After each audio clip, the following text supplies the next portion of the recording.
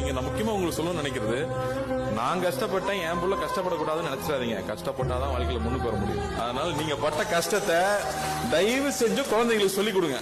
அவன் கஷ்டமே படக்கூடாதுன்னு சொல்லி ஐபோன் வாங்கி கொடுக்கறது, அவன் கஷ்டமே படக்கூடாதுன்னு சொல்லி அவனுக்கு தேவையானதெல்லாம் வாங்கி கொடுத்து கெடுத்துறாதீங்க.